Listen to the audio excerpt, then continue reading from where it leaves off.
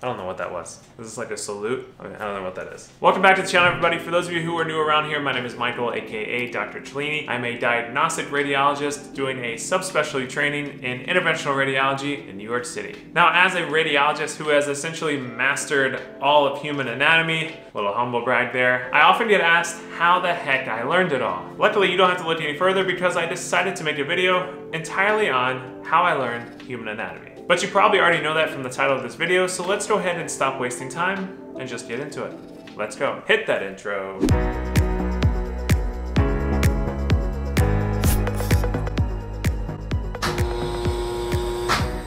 My light keeps blinking. Great. All right, so I'm basically going to talk about the resources I use to learn anatomy so well, and then I'll give you some tips along the way, and we'll kind of go from there. So let's go ahead and get started here with arguably the most important part of learning human anatomy, and that is which human anatomy textbook or human anatomy atlas you need to buy. Okay, so I'm mainly going to talk about what resources I use to learn anatomy and a couple tips along the way. I think I already said that. I don't know. I forgot. Okay, so let's talk about the most daunting process of learning anatomy, and that is deciding which human anatomy atlas you're going to pick up. This was like the hardest part for me. I swear I spent like many nights researching anatomy books, looking through my friends' anatomy books in med school, trying to figure out what was the best resource for me, and I ultimately decided on one. Also, this sticks out so well in my mind, and that was almost 10 years ago. I was trying to decide which textbook to get, and it's so vivid in my mind because I was so afraid of making the wrong decision and learning from the wrong textbook. But now I look back and it really doesn't matter because human anatomy is the same for everybody in every book. So just pick whatever book fits your learning style. But I ultimately took the unconventional approach and I went for the theme I don't even know how to say it, the theme atlas of anatomy. I'll put it right here. And I decided to go with this over Netter's, also up here, which is what most people use in med school. Again, I'll link all this stuff below so you have access to getting one of these resources if you want to. All the links on everything I talk about will be in the description box below. So the reason I went with theme over Netter's is because I felt like Netter's was a little, I don't know, it was more like stylized diagrams, and I don't know, it didn't seem real. It was like a coloring book to me. It didn't seem official in my eyes. But now I look back and I've used Netter's a million times, just going back to check an anatomy resource. That's usually my go-to, but at the time I felt like theme was a better option for me. I liked the pictures more. I felt like they were a little more descriptive. I could understand the images a little better. It basically just clicked a little better in my head, and that's what you ultimately have to decide, which textbook is best for your learning style. I tried to find my anatomy textbook so I could show you all how much abuse it has gotten over the years, but I think it is at my mom's house or something in storage. I promise you I didn't throw that away because that book was like my child. I held on to that book. It was my everything for like a year, and then I used it again when I was doing radiology residency. It was a part of me. It was my baby, and I just couldn't part with it, and I still have it to this day. And also, for those of you who don't know about, I mean, did I really just hit that?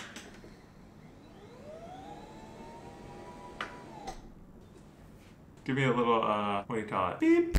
So for those of you who don't know about med school, we do a cadaver lab or a gross anatomy lab in which we dissect a cadaver. This is a complete beast in itself, and it requires a different textbook. We actually used to use the Gray's Anatomy Dissector textbook, I believe.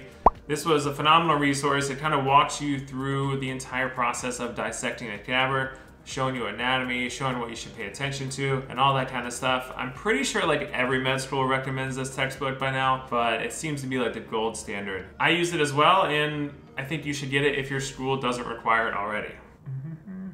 Another great resource was the Netter's flashcards, which almost everybody in my class used as well. Again, I've said many times before, I just don't learn from flashcards. I don't know why, I just can't get the bigger picture when I'm looking at flashcards. I just feel like I'm going to the next subject so quickly, and I just don't catch on. It just doesn't work for me. I've never been a flashcard person, but for those of you who are flashcard people, get the Netter's flashcards. They're actually really good, pretty detailed as well, and have some good pictures, and they're portable. But nowadays, all of you all are doing everything portable on a tablet or whatnot. Let me know in the comments, do you all even use textbooks anymore? We were big into textbooks when I went to med school, but I know some people don't even use textbooks now.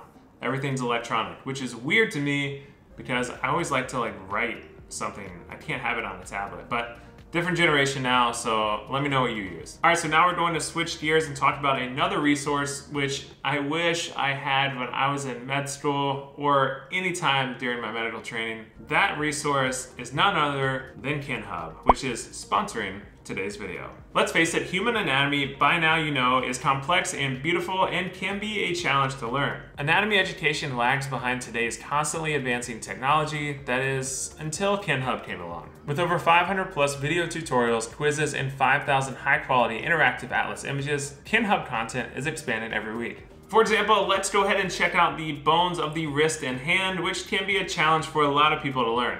So you can read a little bit first and then watch a tutorial introducing you to the anatomy of the wrist and hand. They also have more detailed videos to watch afterwards.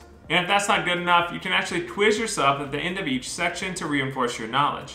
And the best part about all this is that you can use the link in my description to get 10% off of KinHub today. Now, let's get back to the video. Okay, so now that we talked about resources, I'll give you some tips on how I drilled this kind of stuff in my head and committed it to memory forever. During gross anatomy lab, I would oftentimes spend many late hours in the cadaver lab by myself, just me and my study partner, and we would just go through anatomy alone. It was kind of creepy to walk into the anatomy lab full of bodies at 10 p.m. at night, but you kind of get used to it after a while. So I'll give you an example. We were having such trouble learning the coronary artery and vein anatomy. So what we did is we essentially went to the cadaver lab late one night, literally opened up the chest, took the heart out of the chest, brought it to a table, had 2 stools, and we went in and just rotated that heart around. We looked at every single artery, vein, valve. I mean, you name it, we just studied it completely until we knew everything about the heart. And that kind of practice is invaluable. You have it in your hands, you compare it to a textbook, and you just commit it to memory that way. It's just a visual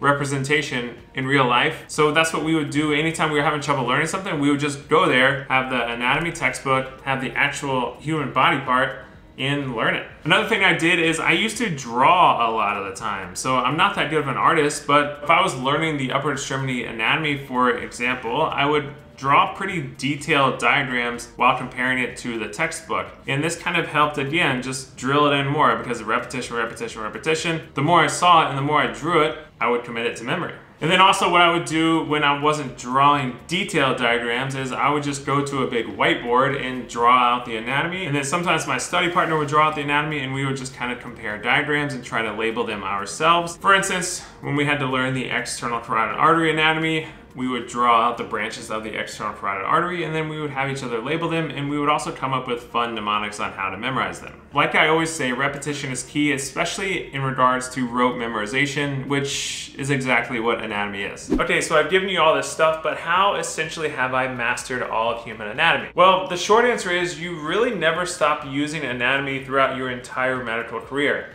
Whatever specialty you go into, you're going to be using anatomy. And if you go into a surgical subspecialty, you are even more so likely to learn anatomy and know it cold. And surgical anatomy is an even bigger beast than just learning anatomy to begin with. It's completely different in the real life world, and that's why surgical subspecialties are so long. But the good thing is if you are in the surgical subspecialty, you are going to be drilling that specific anatomy into your head for the entire 5, 6, 7+ years. And like I said, you're just going to know it cold because you're going to study nonstop.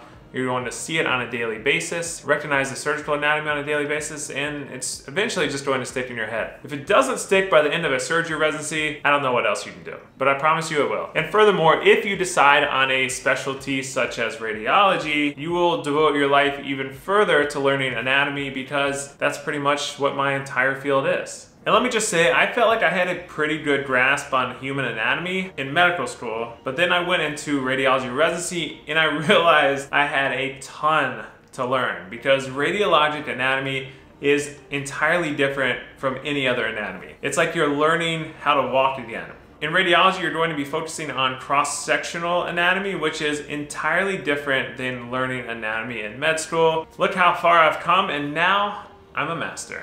Well, I wouldn't say master, because I feel like master, is expert higher than master? I'm definitely an expert in radiology, but I don't know if master, is master above an expert? I don't know. Let me know in the comments below. So in summary, I just want to do this video to give you all some pointers, tips, and resources on how to learn anatomy efficiently and effectively. What it basically comes down to is that you need to engulf yourself in anatomy if you want to learn it. I always tell people it's kind of like learning a foreign language. You can't just learn a foreign language part-time. You can't just pick up a few words on the weekends here and there and expect to go to another country and speak the language with the locals. It doesn't work that way. If you want to learn a foreign language, you have to immerse yourself in the culture, you have to go to that country, you have to eat, sleep, and breathe that language, and eventually it'll become second nature to you. Anatomy is no different. So that officially concludes this video. Let me know in the comments below if you have any other resources that you know of that may benefit all the people that watch this channel. Make sure you smash that like, subscribe button, follow me on Instagram and TikTok.